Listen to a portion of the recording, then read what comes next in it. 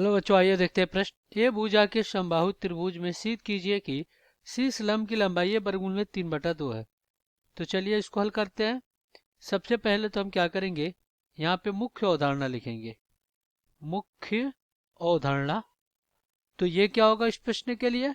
तो देखिए, सबसे पहले एक समबाहु त्रिभुज बना ले रहे हैं।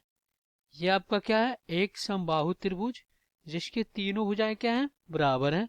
देखिए, ए हो गया, बी हो गया और सी हो गया। तो यहाँ पे ये जो भुजा आपका ए है और ये भी भुजा ए है और ये भी भुजा क्या आपका ए है।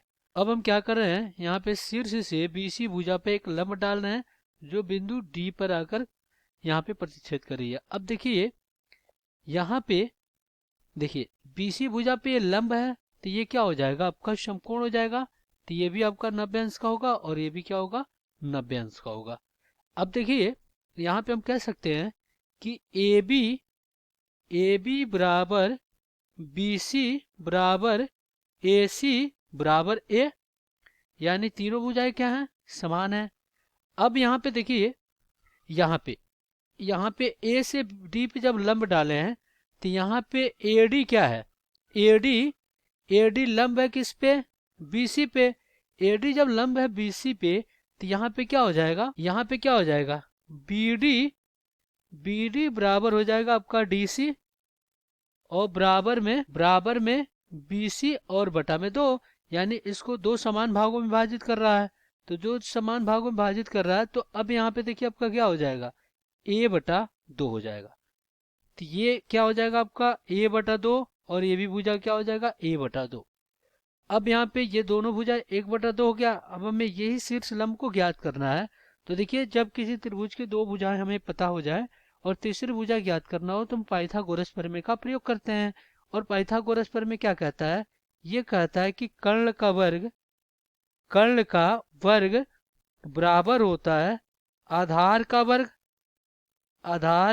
वर्ग और प्लस में क्या होता है, ये होता है लंब का वर्ग, ये होता है। तो चलिए अब हम क्या करते हैं, दिए गए प्रश्नों को हल कर लेते हैं।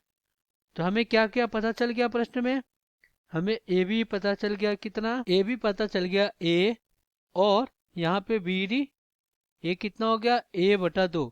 तो अब हम क्या करेंगे, समकोण त्रिभुज ए बी डी में, समकोण त्रिभुज ए बी डी में क्या हो जाएगा, ये हो जाएगा ए बी का वर्ग और बराबर क्या हो जाएगा, ये हो जाएगा ए डी का वर्ग और प्लस आपका क्या हो जाएगा, ये हो जाएगा बी डी का वर्ग।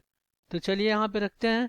तो क्या हो जाएगा, ए डी यानी कि ए का वर्ग और बराबर में क्या हो जाएगा, यहाँ पे ए डी यानी कि a/2 का वर्ग और प्लस यहाँ पे क्या हो जाएगा, ए डी का वर्ग हो जाएगा। तो इस प्रकार क्या हो जाएगा, ए डी बराबर वर्गमूल में क्या हो जाएगा आपका, ये हो जाएगा ए का वर्ग और बटा में क्या हो जाएगा, 4 हो जाएगा। तो अब हम यहाँ पे लघुत्तम लेंगे 4 का, तो क्या हो जाएगा, 4 a का वर्ग माइनस a का वर्ग और बटा में 4 हो जाएगा। तो यहाँ से ए डी बराबर क्या हो जाएगा, वर्गमूल में यहाँ पे 3, यानी वर्गमूल में 3 a और बटा में 2 का वर्ग हो जाएगा। अब वर्ग से वर्गमूल हटेगा तो ए डी कितना आ जाएगा, यह आ जाएगा वर्गमूल में 3a और बटा में कितना, 2। तो यहाँ पे शीर्ष लंब की लंबाई कितनी आ जाएगी, लिखेंगे शीर्ष लंब